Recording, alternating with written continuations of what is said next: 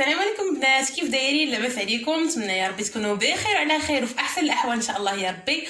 وكيف العاده اليوم نشارك معكم فيديو جديد. وكيف كنعرفوا هاد الوقيته ديال الفريز، قلت علاش ما نشاركش معكم كيك المول العجيب. نتمنى يا ربي ان شاء الله يعجبكم وينال الاعجاب ديالكم. خليكم معايا نشوفوا المكونات. عندنا زوج خمارات، عندنا وحده فاني، جبانيه ديال الفرز زلافه، ونص كاس ديال الفانيده، نص كاس ديال زيت المائده، قريصه ديال الملحه غير شويه، القشور ديال الحامض انا غادي ندير معلقه صغيره وكتبقى حسب الاختيار، زوج بيضات، كريم باتيسير وكنستخدم معاه نص لتر ديال الحليب، 4 كاس ديال الحامض، نص كاس ديال الفانيده والفخيز. بسم الله. ودابا غادي نبداو بالتحضير. ناخذ جوج بيضات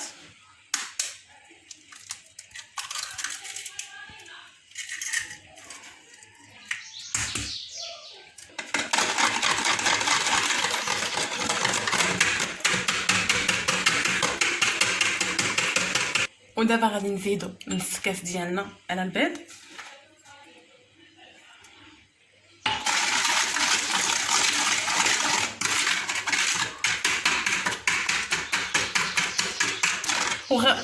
دابا غادي نكملو التقراب.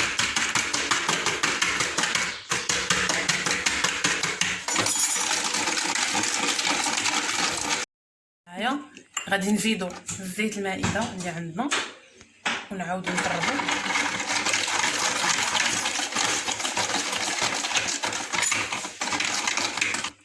دابا غادي نزيدو فاني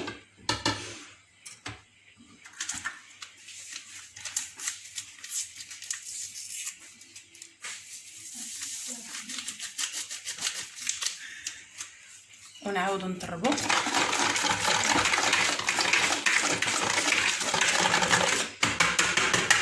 دابا غادي نديرو جهد نص معلقه صغيره ديال القشور ديال الحامض ونعاودو نطربو.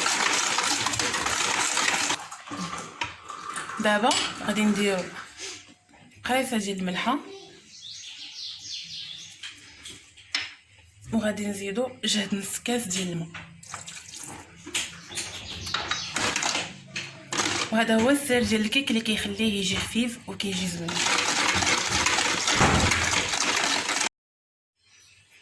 ودابا غادي نبداو الدقيق حسب الخليط ديالنا.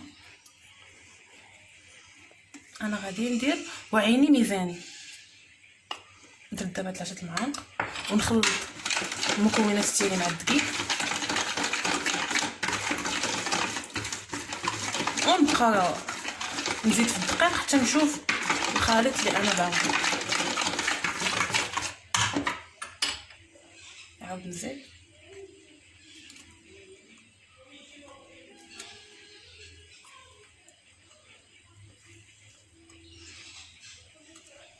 دابا غادي نزيد الخمارات ديالي جوج،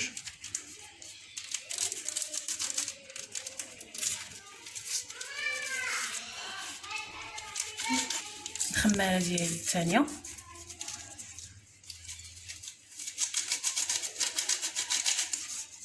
ونخلط المكونات الدقيق مع الخميره.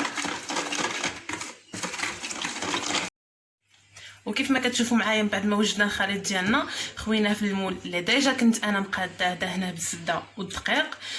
دابا غادي ندخلوه للفرن 180 درجه ونتلاقاو ان شاء الله فاش طيب. خليكم معايا حتى نوجدوا الكريمه اللي غادي نزوقوا بها الكيك ديالنا.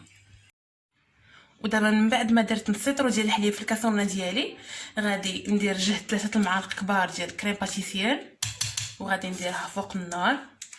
انا ديجا كنت دايره وحده، دابا غادي نزيد جوج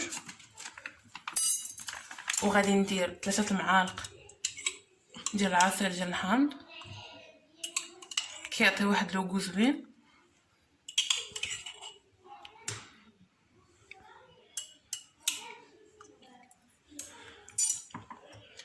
ودابا كندير نص كاس ديال الفانيله،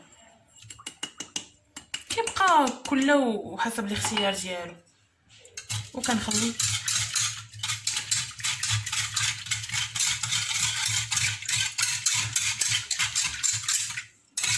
ودابا غنحطوه على النار، نعاودو نتلاقاو باش يوجد الكريم باتيسير ديالنا. ومن بعد ما قادت ليا الكريم ديالي غادي نديرها في الكيك ديالي، غادي نخويها وهي سخونه على هذا الشكل. اون فوا تهزيها من البوطه خاصها دغيا تخوى، كتجي على هذا الشكل. بغيت نقول لكم ملاحظه البنات، هو انا فاش خرجت الكيك ديالي من الفران سقيتها بالسيرو ديال الحامض وسنيده والماء، كنديرو فوق البوطه حتى كيخسر شويه كنسقي به الكيك ديالي. وكيف ما كتشوفوا معايا البنات هذا هو الشكل النهائي ديال لاطارت ديالنا. المول العجيب. انا درت جوج لاننا مسافرين ومجموعين عند خالتي كلنا، لا فامي مجموعه كامله، دونك ما تقدناش وحده. درت جوج وشاركتهم معكم، قدمتهم لكم انا بالحامض، عصير ديال الحامض والبنان، ونتمنى ان شاء الله ينالوا الاعجاب ديالكم. ولا بغيتوا لي فيديو ديالي يبقاو يوصلوكم ما تنساوش تضغطوا على ابوني، واللي عجبو الفيديو ديالي يضغط على زر الاشتراك. كنبغيكم بزاف وشكرا لكم بزاف على التعاليق ديالكم اللي كتدعموني بهم، كنبغيكم بزاف. باي باي عليكم، نتلاقاو في الفيديو الجاي ان شاء الله. باي باي.